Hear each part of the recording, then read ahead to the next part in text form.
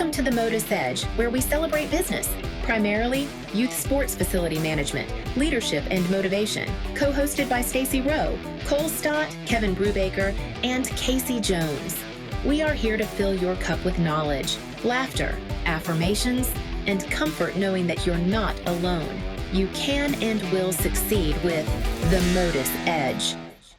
Hello, everyone, and welcome to the MotUS Edge, where we talk about leadership, motivation, and all things cheerleading and dance business. I am Stacy Rowe, here with my favorite co-host, Casey Jones, and our fabulous guest today is Sherry Yellin. She is a neuroscience-based leadership strategist, an author, and trusted advisor to several Fortune 500 companies, and I am so excited to have her on today. Very exciting. We were just talking about how we were excited to have someone that's from outside of, our day to day. Obviously, we love talking to gym owners and coaches and different things like that, but really great to have you on, Sherry, because bring a different perspective to what we do. I feel like a little, outmatched here today. I've got two extremely intelligent ladies and me. So, well, it's an honor to be here, and it's an honor to talk to people that are in this world because, man, it's inspiring. It's inspiring to me too. So it's fun to be here. I want to know, I'm super curious before we even dig into all of the things that we're here to talk about, like how did you even get into, neuroscience-based leadership? Like how does one just roll out of bed one day and say, you know what, I want to study neuroscience-based leadership? Yeah. Okay. It's a fun story to me, but I wanted to be a college English teacher until I became a college English teacher. Preach. So I wanted to be a high school math teacher until I became I went and did my student teaching to be a high school English teacher as well. And became a cheerleading coach and gym owner instead. So anywho, sorry, go ahead. Back to you. No, it really was. I was there and I thought if I have to grade 5-paragraph essays for the rest of my life, there's no meaning and purpose in my life if that's all there is. I had a friend who was also named Sherry, oddly enough. She called me one day and she said, hey, I'm starting a workplace education program and I don't even think she finished before I said yes. I didn't know what that was. I'd never heard of it, but I just knew that I love learning. And I knew I did not want to grade 5-paragraph essays for the rest of my life. So what was really happening, I have to put you kind of where we are in history at the time, because we're about mid-90s now. And I'll come back to that in just a second, but it's the mid-90s. We're starting a workplace education program at AT&T. Now, AT&T then is definitely not what it is today. It was big spools of copper cable. People were soldering circuit boards, and it was manufacturing. And so they were starting a workplace education program because there was so much more expected of employees. Self-directed work teams were just being introduced. They were being asked to do a whole lot more with a lot less, and they just didn't have the skills to do it. And so I took this job. I'm not there for maybe a few days when one of the employees off the floor came into my cube, sat down across from me, looks at me and says, out on the floor, I'm known as a bad girl. And I expected her to hit me after she said that. But she did what I least expected. She started crying and she said, and I can't read. And her sister had always worked right beside her, and they had transferred her sister. And now all this is being expected of them. She doesn't have the basic literacy skills. And I look at her in disbelief, really, and said, I really have no idea where to start, but I'm willing to give it a try. And so she and I started meeting together. Word gets out, more people come. Now we have a small group. It grows. Now we have 2 groups. And I just really had one burning question. How does the brain learn? Because if I knew the answer to that question, I could help her. I literally just wanted to kind of turn her over and unscrew the lid and look and say, what is going on in there? And I still have that feeling sometimes. That's actually a kind of an interesting way to look at it. Yeah, we all have those family members, that you just want to go, what's going on in there? I think I might actually be that family member. I don't know. To ask my nieces and nephews, but so I just had that question: how does the brain learn? My thought was, I'll call up some of my professors. I'll find the answer to that question. I'll be able to help them, and then we'll be better. What I didn't realize was back where we are in history, that's considered now the decade of the brain. No one knew the answer to that question, oddly enough. And we were learning so much so quickly because of imaging. We had better brain imaging that was allowing us to see how the brain operated while its owner was still alive. And what I quickly learned was how practical this information was. So why weren't educators implementing this? Why weren't parents being educated about how the brain learns? And why weren't leaders leading the way the brain works best?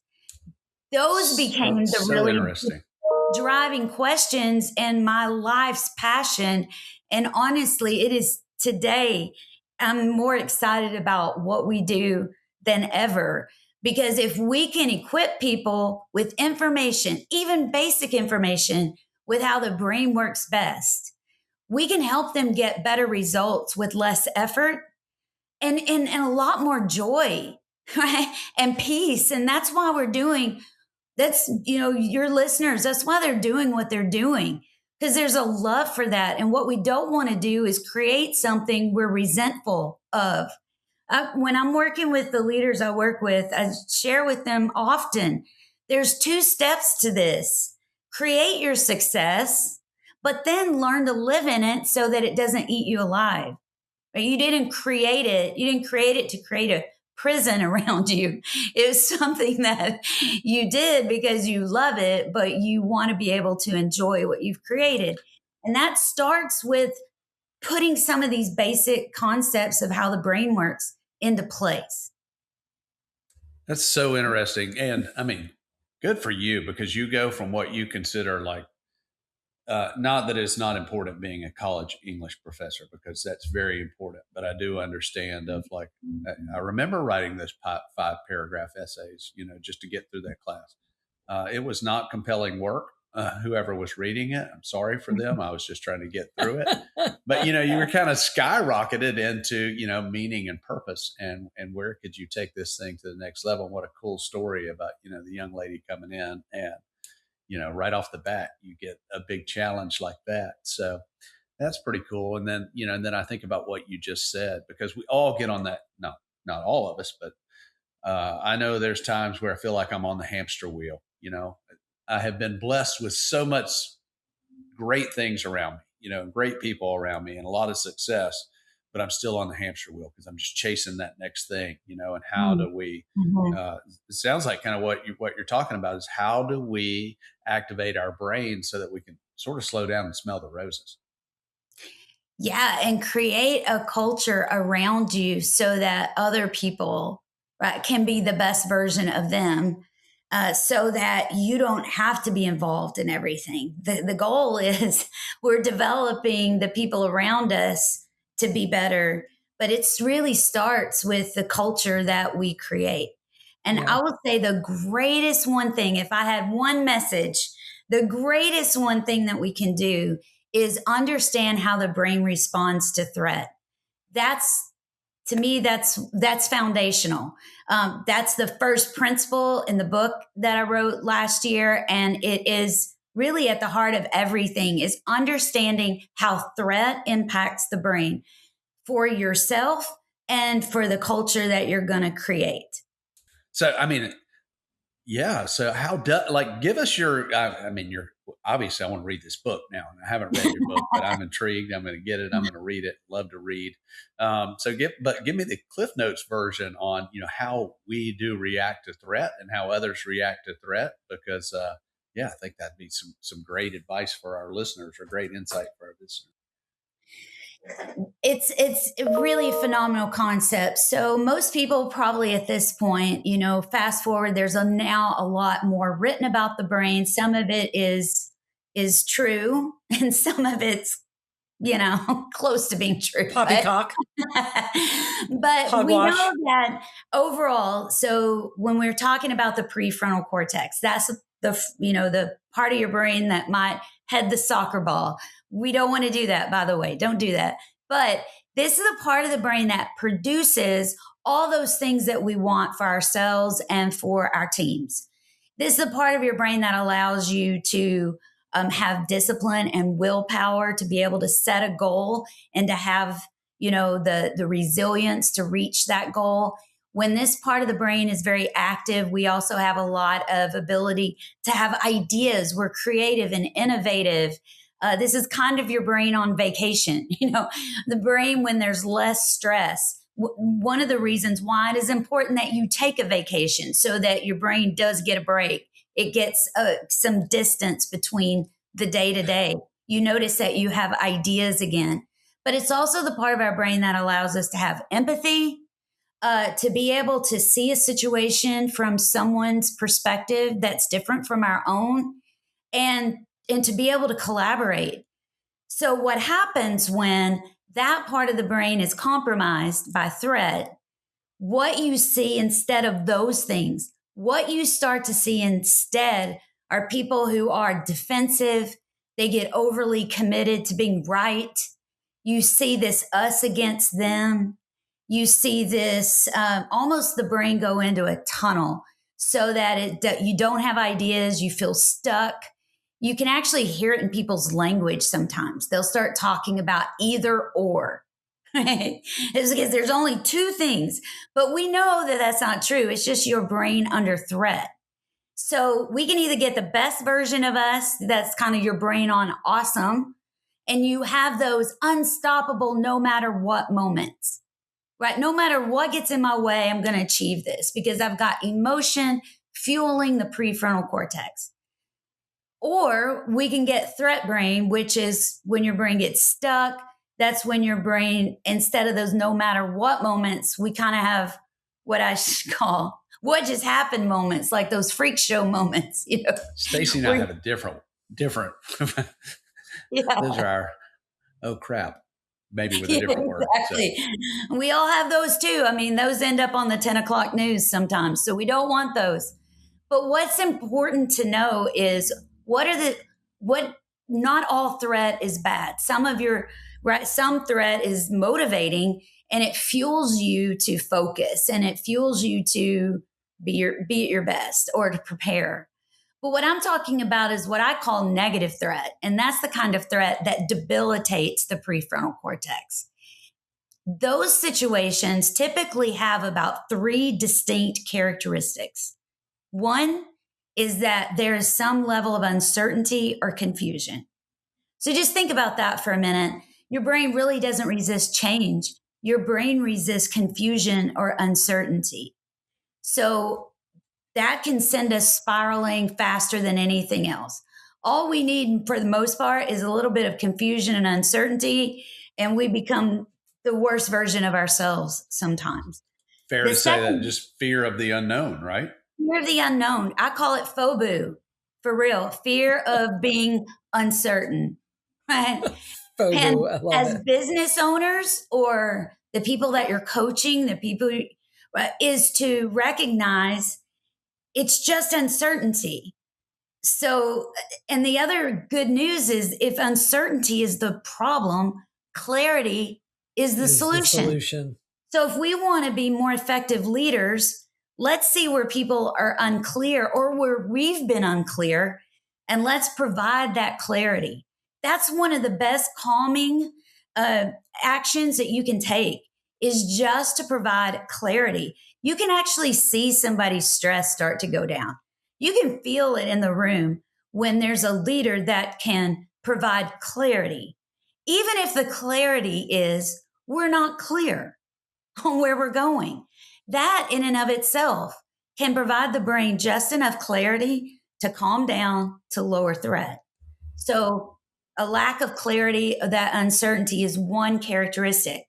A second characteristic is when we don't feel like we have a lot of choice or voice or agency. So one of the reasons why when we're working with leaders, where you can involve people, that's not touchy-feely, happy-clappy, like a nice thing to do. It's actually really a neurological necessity. That sense of agency, that I have choice, that I've been involved in this, where you can involve people. And when it's you that's being rattled because you don't feel like you have a lot of choice or voice, look at what you can control. There's a reason why that can calm your brain down enough to now open up possibilities. So if I'm coaching someone and I'm picking up on the fact that they just don't feel like they have a lot of agency in this, and let's face it, life does that to us, right? That can come in the form of, all these extra taxes you didn't know you were going to have to pay, or it can come in the form of a diagnosis or whatever it is, a good team member leaving. That can rattle us. So the opposite of that is really taking a look at what can I control? Where do I have agency? And that's also something I think about too. Some of the situations where, we feel powerless, and I know that there's times with people within our group or on our team, they feel like they don't have any power in those decisions. But this thing that I have no power over, I might have to deal with it or work in that environment for a year. And that can be stressful, and like right now we're in tryout season and we are forming groups that are literally going to work together for an entire year, and what we found is with coaches and directors and everything, if they don't have a say in those groups and it's like, well, here's your group, then some of them are often defeated before they ever get started because they had no power in the choice of what they were going to deal with over the next year or the next season. So I can relate. Yeah, it is. And so then it's about emphasizing what you do have control over, what you do have agency over. And it is very empowering. And recognizing that the importance of that. So from a leadership position, is this where you come in and you help leaders understand, like also recognizing where you can give power, because oftentimes it's not that you don't want to give this, you just nobody cares about this, but right. They may, and it may be important. Like, is that something that you're teaching from a leadership perspective? Absolutely. And by involving them, right, you're also providing greater clarity. So you're kind of hitting two of those characteristics at once.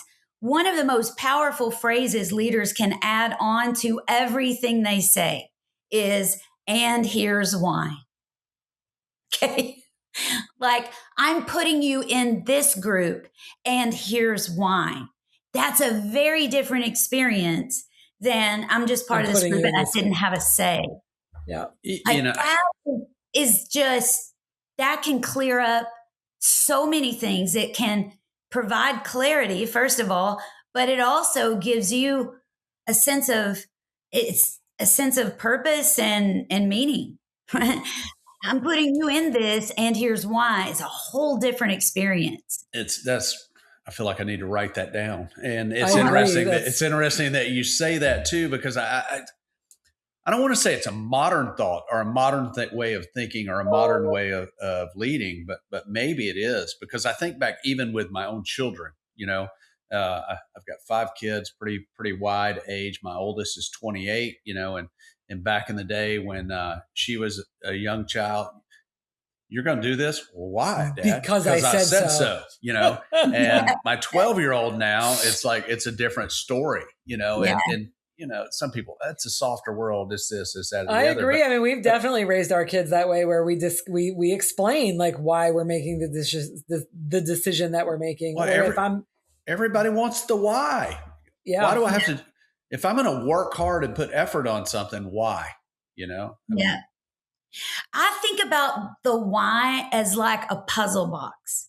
So you think about if you're on that team or within any corporation or gym or anything really, that owner or that leader knows they've seen the puzzle box. They know the bigger picture, the why. But if you don't get that, it's just like putting a puzzle together. If I threw out a 5,000 piece puzzle, you want to see the box. Like, what's this supposed to look like? Because that allows you to see the purpose of each one of those puzzle pieces, but it also allows you to be better because you have a better strategy. Otherwise, it's just confusion. But if I can show the box instantly, I can start now seeing where to put the puzzle pieces together. I've got a lot more meaning and purpose in what we're doing. So when we're working with leaders, we're telling them constantly, show the box. You know the box. You're looking at it all the time, but show the team, because otherwise you're just creating more confusion. You're asking them to trust you, and hopefully they do, but you can gain that so much faster if you just show the box. So I think back to, especially in my younger years, and trying to lead or just be alongside others. And I don't think I always knew the box. I didn't know what it was. I didn't have a 1 year, 3 year, 5 year, 10 year plan. And because I was like, well, that's going to change anyway. So, I didn't have the roadmap to where we're going, and I couldn't necessarily tell anybody else where we're going. So I think that's something important for our listeners and the leaders that are listening. Like, you may not, if you can't provide the why, or you don't know where you're going or what the vision is or what the goals are, and I think goals are an important part of that, where we're going to be in 5 years, then it's hard. You don't have that box to show anyone. So, oh, you make an excellent point, because you go back to the clarity. The leader, first and foremost, has to provide that clarity as much as they possibly can. And if you're not doing that, who is? And that's why it's important that your calendar doesn't look like a jar of jelly beans, right? There's a reason why it's important that you are taking the time for strategic thinking, for planning. And if you need support in that, that's why you bring in somebody to help you get there. But it's important that you first and foremost have as much of that box put together as possible. So that's when leaders have to look in the mirror and say, instead of labeling your team as they're lazy or they're not interested or they're not motivated, we have to look in the mirror and say, have we provided clarity? Have we allowed them ownership and a sense of agency? So it's a lot easier to look out the window than it is to look in the mirror, but you've got to be able to do that. You've got to provide that. If you don't do it, who is? Who's going to do that? If I'm a leader and I don't know where, this is a thing, I'm like, gosh, I don't really know where I want to go with this. Is it okay to turn to your team and like, hey, where do you guys want to be in 3 years? Where do you see our company going? What are some of your goals for our company? Yeah, absolutely. Because you're providing, you're involving them in the process, right? So it gives some sense of control and agency. It builds that trust. But the other thing that you're saying to your team is, I think you bring value even beyond maybe what you're doing in the day-to-day. So if you can co-create the box, even better. I mean, I know as that owner, there's a driving vision behind what they're doing, or they wouldn't be doing it. So that's a part of it. But just think about how much more magical that becomes. And hopefully those different perspectives takes your thinking to a whole other level. But it's a willingness to have that humility and to be able to stay curious and to truly value the input of the people around you. But I think it's okay. Well, I know it's okay too, because as an owner, a director, any type of leader, you may not always have all the answers, and you don't know. And provided that you spent the time and put the effort to try to do that, I think it's okay to, hey, I don't know this, let's figure it out together. Or what are your ideas? Yeah. Yeah. I obviously I use a lot of analogies and visuals because I'm a recovering English teacher, but one of the principles, one of the strategies in the book, I named it the Mosaic strategy. And it is when you've created this environment of true inclusion and true sense of belonging, a mosaic is probably, it was one of the things that really comes to my mind, because you're taking all those different perspectives. Just like this, each year's team is going to be different, right? There's going to be different strengths. There's going to be different weaknesses. You've got all these fragments, just like a mosaic artist. And you get to, with their involvement, create a masterpiece that's going to look a little bit different. But it's, when you look at the history of the mosaic, it was a really interesting thing because two things. It would tell a story about the culture at that time. So if you go back in history and you look at mosaic art that still exists thousands of years later, we can learn about that culture by studying the mosaic. It would tell the story of the culture. So as a leader, what story do you want your culture, your team to tell?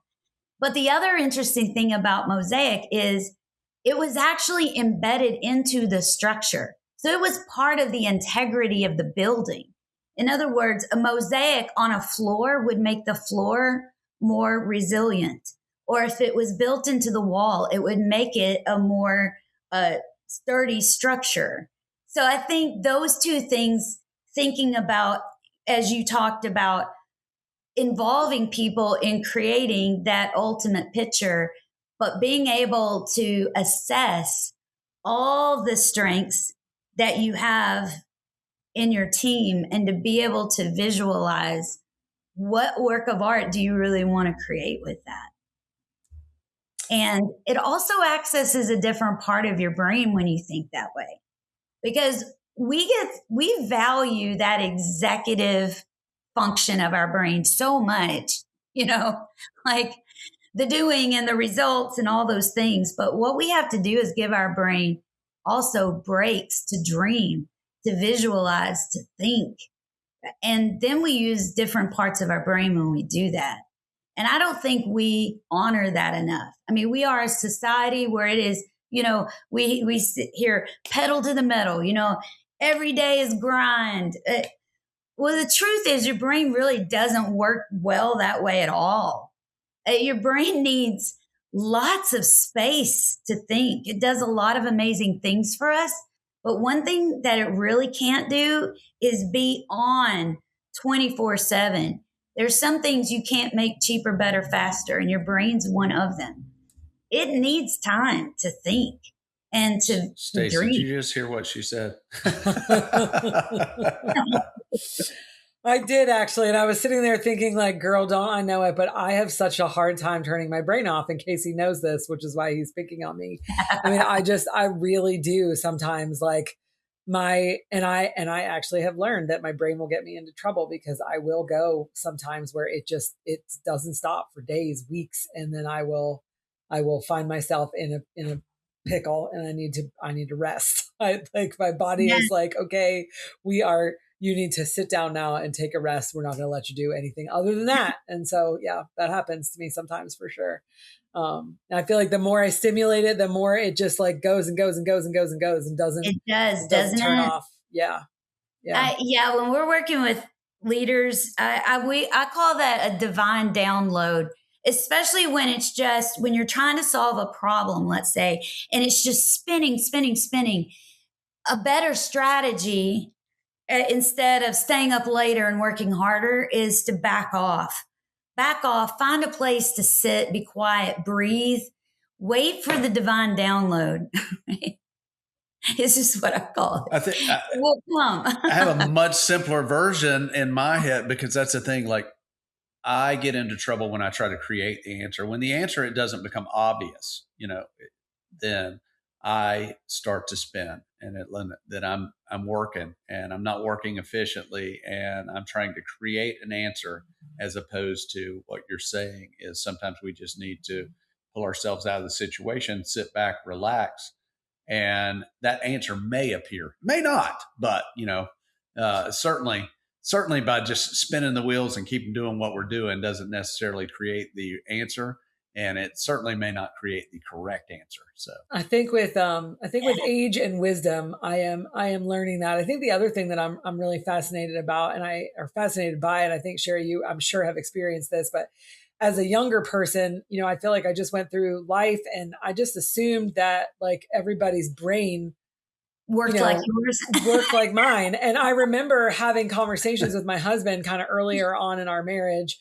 And we used to sit outside a lot when we were younger and drink coffee and whatever. And I don't drink coffee anymore, so we don't do that anymore. We walk and talk now. But anyway, we would sit outside and we'd be drinking our coffee. And there'd be some times where I would just be going, just spewing stuff out of my mouth. And he would look at me and go, that like normal people don't, like you don't function like normal people. Like your brain is different. You know that, right? And I'm like, what are you talking about? Like, no, I don't know that. I don't understand. And he helped me see, I think he helped me see that. One of the things I feel like I learned about myself and kind of what my problem is too, is I want to have a solution for everything. So if you present a problem with me, like to me, I'm not going to just come up, like I won't just have an answer. Like my brain will compute 50 outcomes in seconds. The best outcome will come to the front of my mind, but the other 49 are still like running in the background. Like they're running in my head right now while I'm talking to you. And I'm like, okay, well, if this one doesn't work, like I got 25 more like lined up and ready to go. And we're going to have, and it just goes and goes and goes and goes and goes and doesn't stop. Like I've had to learn to force myself to like, okay, I need to read a book, or I gotta like, I'll put in an audio book. I have to just take a nap. I have to just shut my eyes and go to sleep and turn my brain off. I have to figure out a way to just shut it down. My husband's gotten to the point where he's like, you're a robot. he's like, you're a robot. You need to, I'm going to pull your batteries out so that you just shut down for a minute. And Sherry, I assume you can speak to this, but I imagine at some point, if you don't shut down, your brain's going to shut you down on its own. So it will. And, then you have to step back and say, okay, what's the ultimate goal here? So just talking about, we work with a lot of driven leaders. I mean, your typical CEO, business owner, they're so similar. I mean, and there's so many common characteristics. But sometimes you have to pause and say, what's the ultimate goal here? So let's say that it's a team member that comes up to you and they have a problem. Well, you got 50 great solutions. But do you want to be solving this problem 5-10 years from now? No. The goal is to grow them so that they are. So sometimes to shut that down is just to remember there's an acronym we use, which is WAIT. Why am I talking? So maybe we could just wait and rather ask a question such as, what have you already thought about doing? Because you're doing two things. You're causing yourself to pause, but you're also communicating to them, I believe you have the answer. Right. I don't have to be the problem solver. Sometimes you do have to be the problem solver, and what we're trying to do as leaders is grow those other people around us and not be, the hammer to every nail. So 100%. So sometimes just remembering when you have that urge to give the advice or solve the problem, if you could just remember that, wait, take a breath and ask a question instead. What have you thought about? Man, that's great advice. It really is. And listen, I'll tell you, here's a little tip. To be clear, Sherry, these are my own problems I'm solving. When it comes to other people, I actually feel like I do exactly that. But these are my own problems in my own head, probably self-created and self-induced problems that need solutions. Yeah, it's true. I mean, we all do it. But when you are able to pause and you get that person to, when you ask them, what solutions do you recommend?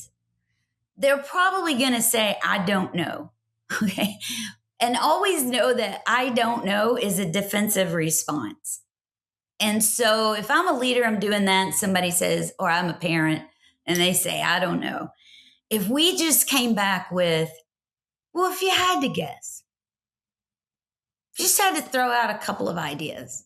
Because I don't know is always a threat response. There's the feeling of there's one right answer, and I'm not sure. I'm going to use that with my son tonight, I think. Yeah, people are scared. That's that fear. I was able to do that with my kids for a long time before they realized what I was doing. And then they would say, I don't know. That's why I ask you, Mom. They're emphasizing I actually don't know, Mom. I actually don't know. So the third characteristic is when we're anticipating a negative outcome or adverse outcome. And I think that really, it's the brain's default setting, right? Because if I can go to worst case scenario, I can protect myself, and that means I get to stay on the planet longer. So one of the things that to overcome that is to really think about, as a leader, one of the things that's so important to can create that vision and, how we're going to get there can help alleviate that.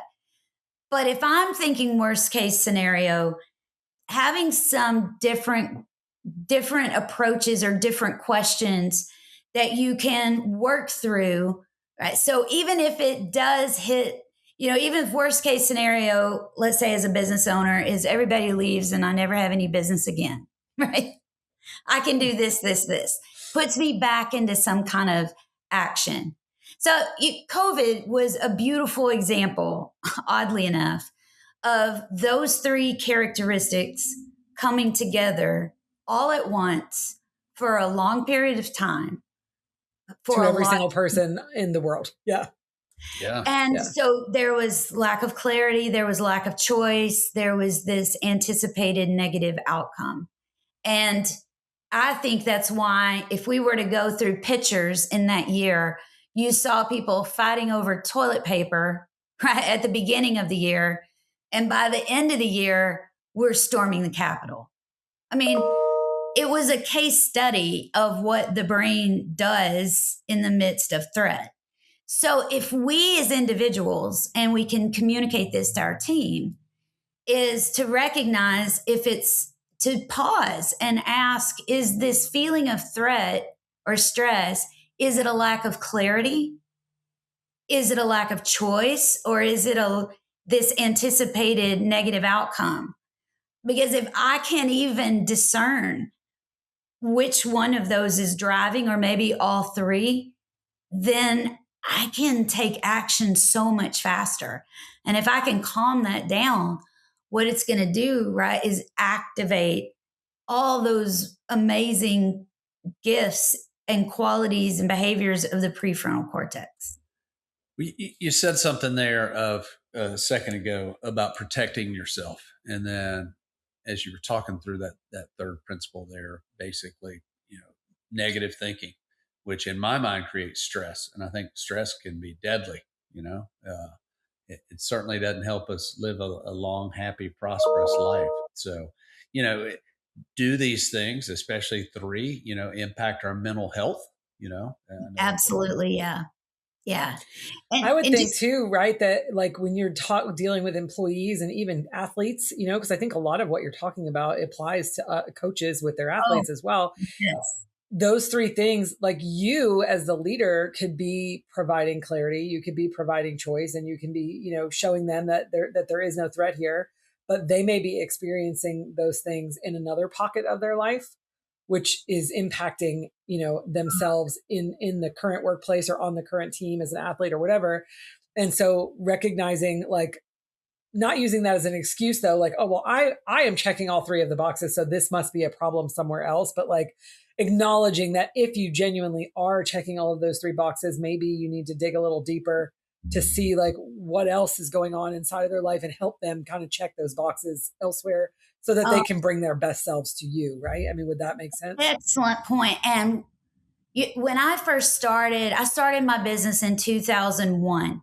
And I remember the mantra of a lot of leaders at that time was leave your personal problems at home. Okay, well, unless we're switching out brains, I'm like coming to work with a different brain I left home with, they're coming with me.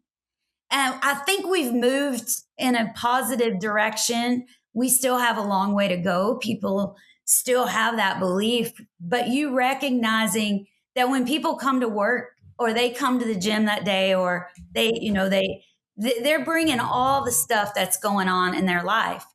And so like when we do workshops, when we're working with a leadership team, we do a combination of workshops with the group and then one-on-one coaching and those kinds of things. But when we're doing workshops, a lot of times they're walking in to that room and they've had all the stress of work, all the stress of home, all those things. We want to do something immediately that shifts, that allows them to kind of move out of that threat space or to leave work outside that door. So we want to turn back on the prefrontal cortex. Right? And oddly enough, one of the fastest ways to turn it back on once it's been compromised is gratitude. Sounds so simple, but just being able to reflect on, a win you've had or something you're really grateful for, or shout out to somebody in this room who's been really helpful to you. It sounds so simple, but something just like that can change the brain state very easily. So knowing that if I've got people coming in at 4:00, whatever, God knows what they've been exposed to throughout the day. So if I want to put them in a different mindset or a place where now we can think and learn and, discuss things, I've got to shift that. And that's one of the fastest ways.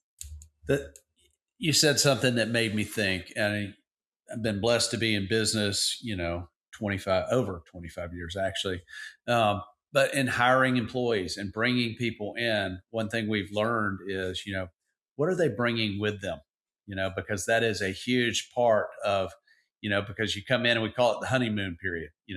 They're killing it for 6 weeks or 6 months. And then all of the things, you said it, we can't leave our brain, and there are people that try to run from things, self-included, no judgment. Man, I just need to change. I'm going to pack up and move to this state. Well, your brain's going with you. Those demons are going to hop in the suitcase and go with you, but even other things like sense of community and sense of belonging and all of those things, we have hired in people from the outside before, and they come and they have no family, no friends, no social life, nothing, no community when they come to us. And and that's the thing we don't have a lot of control over. We can control the environment 5 or 6 hours a day. They're typically not even in our environment for 8 hours. That's maybe it's a fourth of the percentage of their day. So what's happening the other, 3/4 of the day is going to greatly impact how they are working out 3 months from now. So being able to,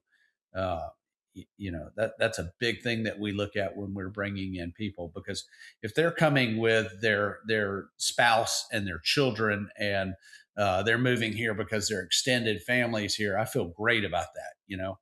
If they're a young person who wants a change, like, ooh, is this going to work? Because they're going to show up and that's a good point and struggle. Yeah, it's in our work. We talk a lot about beliefs because it's the beliefs you're bringing into an experience. And even we're working with our leaders. So, we have certain results in our life that are coming from actions we either are or are not taking. And we find that a lot of leaders want to change results by just focusing on actions. Do this differently, do the, whatever, have this different attitude. But where real change happens and where real connection happens is when we can better understand the beliefs that are driving those actions, that are driving those results. And so we'll tell our leaders, when you're in conversation, listen for the belief that's driving that person, because that's where real sustainable change can happen. And that belief, right, can be fueling that threat too. So just understanding, it just makes me, made me think of that when you're talking about the importance of really understanding. It's so easy to pass judgment or whatever on actions or give it a label, but a great leader is going to get really curious and try to understand how they see, how that makes sense to them. Like, what's the lens through which they're viewing the world? Because if we can get clear on that now we can do something with it. And sometimes we just don't take the time to do that. But that's really how you can build connection. And that's how you can really create change. You talk about those connections, and sometimes I question myself. Sometimes I get mad at myself, and I'm never going to give love advice, financial advice, these pieces of advice again, because it can bite you in the butt sometimes. But there again, that's what's really creates connection, because, I find that many work problems are solved outside of work. When you have that connection with someone and that they're struggling on the family side or on the connection side or on the community side. And what I've realized, that if you can make an impact there, and maybe it's just being a friend, because if those things get better, then everything at work is going to get better. Just like you said, like the old mantra was, leave your personal stuff behind. Well, you can't. But then that's also a positive thing. So if things are going really well in your personal life, that makes sense that that's going to bleed over and go really well into work. And I think those are times where leaders, they don't even want to know what's going on in someone's personal life. Like, don't tell me that, I don't want to deal with that. But I think especially if you're trying to build a long-term relationship, and you're trying to build a team that's going to be together for a long time, it's important that that. It's just like coaching kids.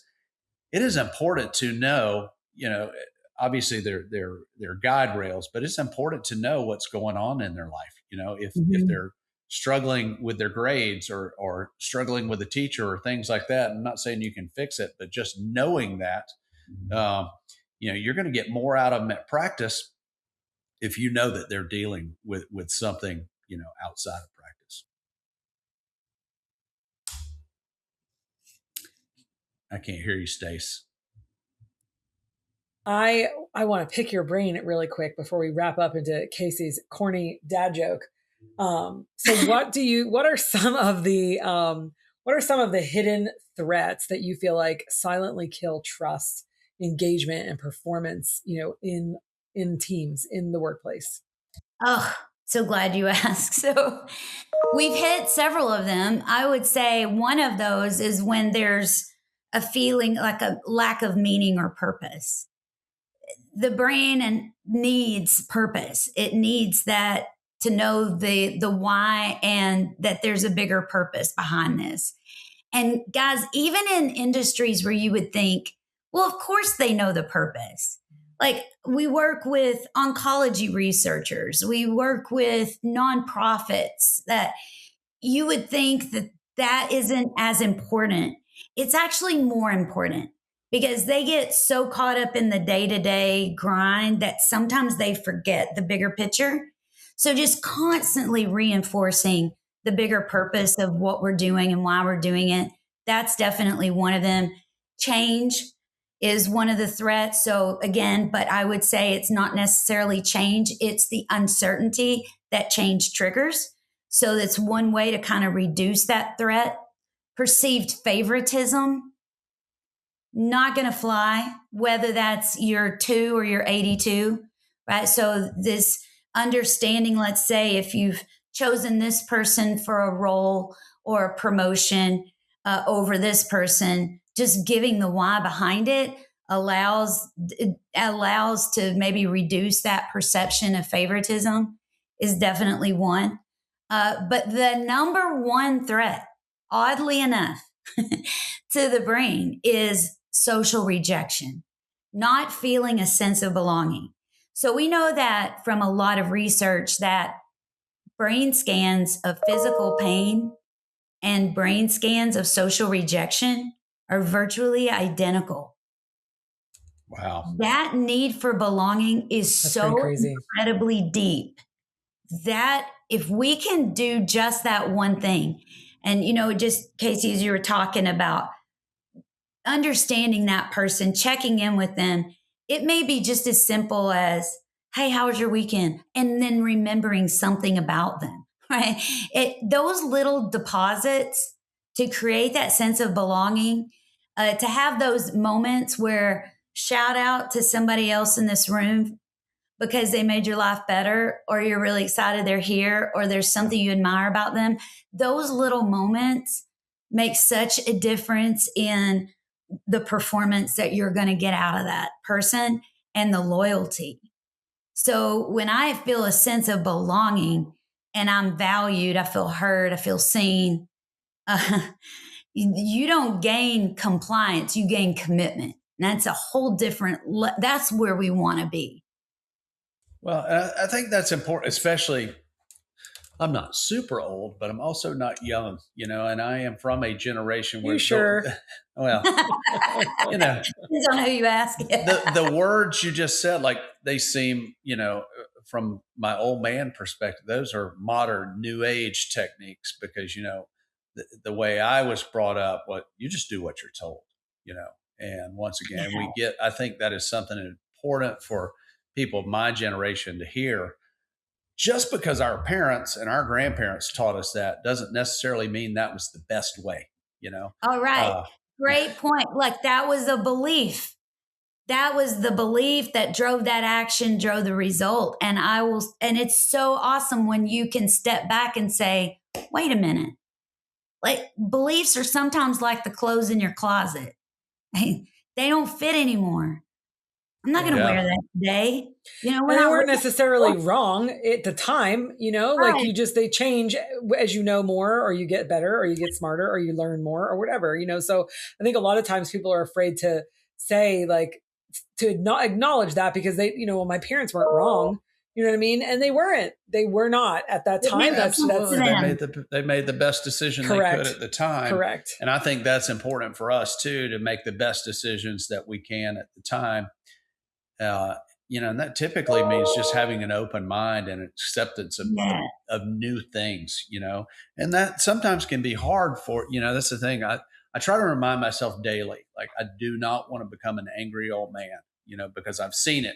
I've known angry old men, and they're angry at young people, and they're angry at the new ways, and they're angry at technology, and they're angry at all of the things that are advancing us, and I try to remind myself to not be that, and I do fall into that from time to time, but it is understanding that, the world is changing, and the world doesn't really care what Casey Jones thinks, it's not going to operate how I want it to operate.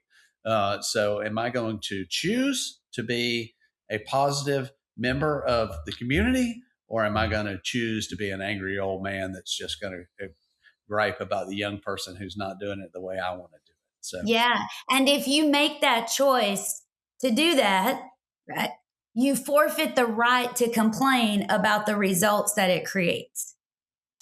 Yeah. Preach. I love that. I love that. The next time that somebody's being the next time that Casey's being a grumpy old man, I'm gonna be like, you forfeit the right to complain. I love it. I love that. Man, so much information, Sherry. I feel like we could talk to you all day. Seriously, we might need to do a part 2. Yeah, I know. I'm excited. Real quick before we move into my dad joke, tell us a little bit about your book and how people can get the book or reach out to you or get more insight into the principles that you're teaching. The name of the book is The Science of High Performance Leadership, which is a long title, but the subtitle is even longer, but it means a lot to me. It's the 7 brain-based strategies to become a leader worth following. I think at the end of the day, that's my life's mission is how can we help leaders be more like leaders worth investing all those hours that we're going to invest with them, So like it's available on Amazon, really wherever life-changing books are sold, right? It's available. And all of our information is at yellingroup.com, Yellin, Yellin, no G, yellingroup.com. And it was just a real joy to put that out into the world. I wanted to be able to share something that was not just theory, that was so practical and anyone could apply this information. And that I think we hit the goal of doing that. And purchasing a copy today. Yeah, I look forward to reading that. So thank you. Anyway, I think it's about time. Our cheesiest time of the whole podcast. You guys ready for my dad joke? I'm ready. I think you may be able to get this one today. So, what time did the man go to the dentist? What time did the man go to the dentist? I don't know. 2:30.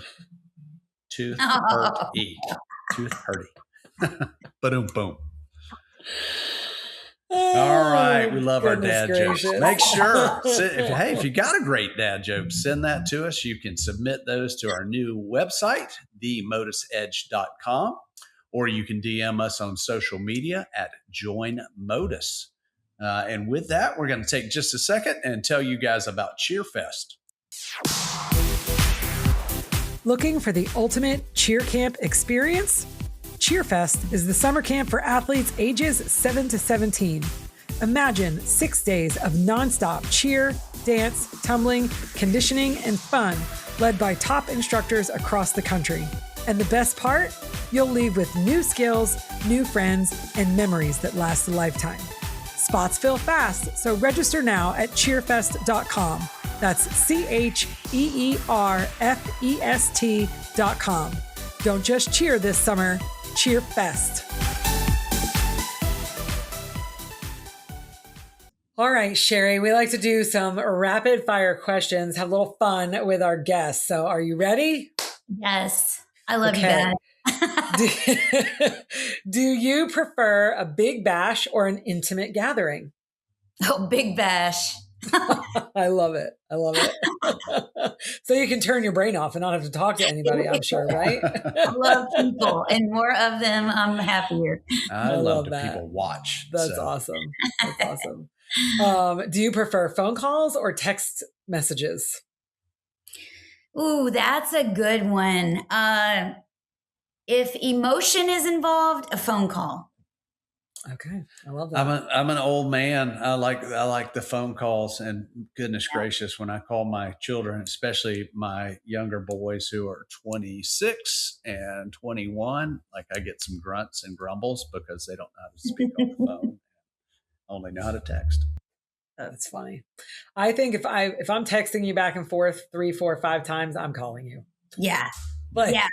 We're texting way too long. My fingers hurt now. It's time to exactly. And then don't text anything that has an emotional component to it. Like it's going to be misinterpreted most likely. So text is great if it's like, what time is the meeting? 5. Great. Yep. Not so great is, why are we having this meeting? Exactly. I need to talk to you after the meeting. Right. Okay. Do you prefer cardio or lifting weights? Lifting weights. I used to be a cardio person. And then I changed about 3 years ago. And I thought, why was I running for hours when 20 minutes I can get a better workout? So I tell you, for the endorphins. I love those running endorphins. That's true. I do not love the running endorphins, so it's all good.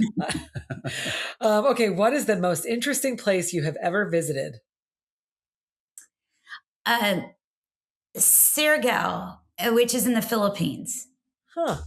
Yeah, Very Siargao, cool. and another place in the Philippines is Siquijor Island, the most beautiful places in the world. And in the Philippines, it's kind of known. It's some don't go there because they feel like there's black magic, but it was the most beautiful island. If I ever go off the grid, that's where you're going to go. Now we know though, so we'll know where to find you. I'm intrigued. I want to go there for the black magic. That would make me want to go. So.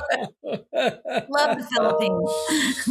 Oh, too funny. Okay, if you could have dinner, this is actually kind of an appropriate question for you. I feel like we'll have fun with this one. If you could have dinner with any fictional character, who would it be and why? Oh gosh, this was different. Fictional character. Yeah, I know, fictional character. There's so many.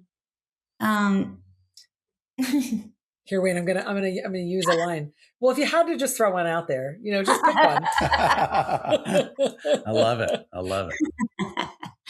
I think I would. Gosh, I can't remember his name. But it's out of the book, The Alchemist. The main character out of the Alchemist book. Oh my goodness! You just brought up my sore spot on that book. I can't think of his name. My friend recommended that book. I made 6 hours into The Alchemist, and I've read it. First two times I read it, it did not land with me. I had to put it down. Santiago, is that who you're talking about? Santiago, that's the one. The third time I read it, I've highlighted so many things, and it was weird because people kept saying how amazing it was. I read it twice and I didn't get it. Third time, whew. Maybe I need to tackle it again.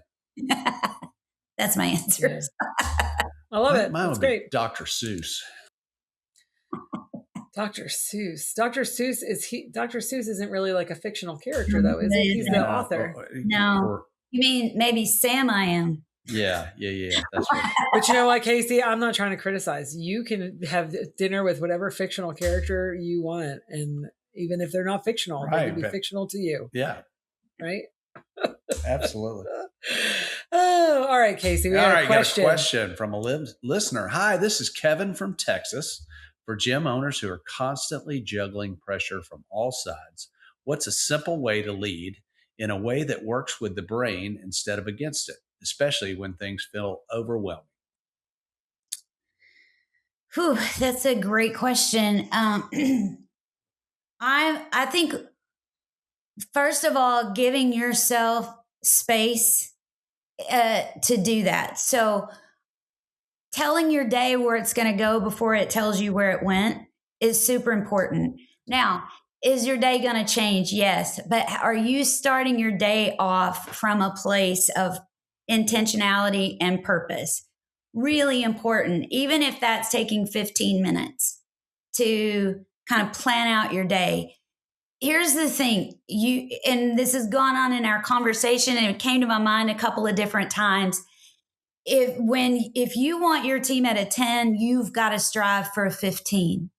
You're not going to be able to have that presence of mind to be able to see that person who needs that extra, love and care or check in if you are not self-managing. So first and foremost, manage thyself, right? What is it that you need to show up to your life as the best version of you every single day and make that non-negotiable? I would say a few things that are super important is the quality of your sleep last night is driving your performance today. So being able to maybe set an alarm to go to bed, get the sleep that you need. What is the morning ritual that sets you up for optimal success? All these people are depending on you and they are going to come to you. So what do you need to do for you to get set for that? For me, that's a workout, that's devotional time, and a good cup of coffee. Okay. And if I don't get up 2 hours before my first session, I am not the best version of me. So to be aware of what that is for you, make that non-negotiable, and then make a commitment. If you can't commit to yourself, then why are we expecting anybody else to commit to us? So I would go there. I love that. I had a great mentor that taught me that, because I used to think that was selfish to put myself first. And he actually taught me the difference between selfish and selfless. And he was like, listen, if you don't have anything to bring to the table, you don't have anything to offer anybody else. So, and it's imperative that you take care of yourself and that you grow yourself if you're ever going to be anything to anyone else. And at the time that he was mentoring me on that, it was about my family. It was about my wife. It was about my kids. It wasn't about business. But, as we've discussed, so many things that we deal with in our personal life are basically the same, many of the same things. So I would say that's a common denominator of high performers we work with. They have very set rituals in the morning, especially, and it's a non-negotiable, like because they know people are counting on them. So they have a responsibility to show up as the best version of themselves. I need to stop questioning. I'm like not a morning person. I built this life on no alarm clocks. Like I just wake up when I wake up, and then my morning is I guess there is sort of ritual, because my morning is my me time with nothing planned. So and that's fine if that's yours. But my workouts and all that stuff, like I'm an evening person. I'm very, very small percentage of us out there of like where, I want to do all that stuff to end my day rather than start it. That same mentor like helped me with that too, because I used to struggle with that. Like, man, I'm not doing what 98% of people that are trying to be high achievers are doing. And he said, okay, change your mindset and look at it a little bit differently. You start your day when you go to bed instead of when you wake up. And that's what I would do. I would kind of do that, the spiritual things I wanted to do, and clearing my head and planning the next day as I went to bed. So he just helped me flip my brain there to think about that my laying down was actually the start of my next day. So I love that perspective. All right. I got a community win to share. After listening to the MotUS Edge episode 45 with Liam, where he talked about winning not being the medal, but the experience, it really made us stop and think about what we're emphasizing as coaches. We realized we were saying all the right things, but still reacting to performances like placement was the only thing that mattered. So we intentionally switched some things up. Now, before competitions, we talk about trust, effort, and enjoying the moment. After performances, we focus on how the athletes feel, not just how they scored. It's been super positive for our teams, and their performance have actually gotten stronger. And that's from an all-star cheer coach and a MotUS Edge listener. Boom. That was pretty good. Very good. I like that. Pretty cool stuff. So Liam he's an athlete. He's actually now a pro cheer athlete, right? Yeah. He's part of the Pro Cheer League, and he was an athlete that was on the show kind of talking about that. So I think very talented. That's why it resonated. Very talented athlete, but also really good person too. So yeah, love that. So excited to remind everybody to mark their calendars. We will be hosting the podcast, the MotUS Edge Live podcast, live from our MotUS Business Expo, getting some fresh insights from our event producers, affiliates, and gym owners. So mark your calendar for September 30th when that epic live podcast comes your way. The conference is September 27th through the 29th, I think, right? In where is it? Nashville. Just had a brain fart in Nashville. And then that Wednesday, the podcast will air, and it'll be live from the expo. So it'll be awesome. We're excited. It'll be good. It'll be good. We love doing our lives, right, Casey? Absolutely. Not to begin with, we didn't, but we have gotten used to them. Sorry, I don't know why my brain. Tell me, Sherry, my brain was farting really bad right there. I don't know why. Nashville's like one of the greatest cities ever, isn't it? So much fun. It's so fun. It is so fun. Much talent there. It's crazy how much talent. Oh, yes. This will be, is it Casey? Will be our fourth one in Nashville? I think so. We're doing our fourth business expo in Nashville. Yeah. So Sherry, we host a business conference basically for all of our members, and it's free for them to attend if they're a member to come to the conference. And we just talk about business and leadership and growth and all the things. I know. I need to be in Nashville in September. Hey, we'd love to have you. So. I just bet you that is a really cool experience. Any excuse to go to Nashville, right? So exactly. It's such a fun place. Totally. think you have a review, right? I do have a review. I'm just trying to find her here. All right. We have a review from Brian C. He's a gym owner out of Missouri. I don't have a lot of extra time to sit and listen to podcasts, but the MotUS Edge podcast is one I make time for. It's real conversations about the stuff we're actually dealing with, from staffing to parents to growth, all of it. Honest insight from people who have been through it and figured out how to keep moving forward. It's helped me lead with more clarity and a lot more confidence. That's pretty exciting to hear. Mm-hmm. Yeah, that's what it's about. That's pretty awesome. Super fun. Clarity. Thanks. Love that. 100%. Thanks, Brian. How ironic, That's great. If you are still here listening to our podcast, win a free SR Fabrico novel of your choice when you subscribe to our platforms, our social media. Leave us a review and a comment on social media. Casey rocks. If you comment Casey rocks, you could be entered into a chance to win a free SR Fabrico novel from the Southport series. We'll start with Call Her Janie, the first one, which will be super awesome. So Sherry, I am also an author, but I write fiction. Oh, wonderful. So, yeah. Except for the Pioneers of All Sorts. True. I did. I wrote one nonfiction book, which was for our industry, our sport, to tell the history of our sport, and then several different chapters have all that Casey's in it. Casey's got a chapter, individual chapters of all the different people kind of throughout the sport and just their entrepreneurial story, how they got started, how they built their business. Oh, that's so different great. Wisdom and tips from them. So yeah, it was a fun project, but I do consider myself more a novelist than and that's the value of all that chatter in your head. See, yes, it's a superpower. I get to just spin it out of control into my novels. Yes, it's great. Yeah. Well, we have loved having you on today. You have been an amazing wealth of knowledge and a super interesting, just fascinating topic. I feel like with a lot of new insights and interesting thoughts on leadership. I feel like it just, at Casey and I, we love to talk to all kinds of different people. And I personally love to do any kind of leadership conference, seminar. I've read a ton of leadership books. And honestly, I think a lot of the things that you said today make so much sense, and they're new to me. So I love learning. I love learning new things. So Absolutely. It's great to have you on. Yep. Oh, it's good to be here. Thank you. Thank you so much. We'll do part 2. Yes, definitely.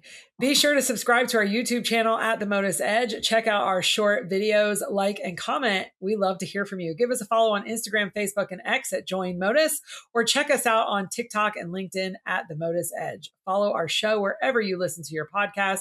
And if you like what we're doing and you want to hear more, leave us a comment and tell all of your friends. And hey, if you're a gym owner, join the movement today and sign up for MotUS. Thank you so much for listening, and we're excited for you to have the MotUS Edge. Thank you for listening to the MotUS Edge. We hope you had a blast. Join us next week for more on business, leadership, and motivation. Subscribe and follow the show where you get your podcasts. Subscribe to our newsletter at joinmotus.com. The MotUS Edge podcast is produced by ClantonCreative.com.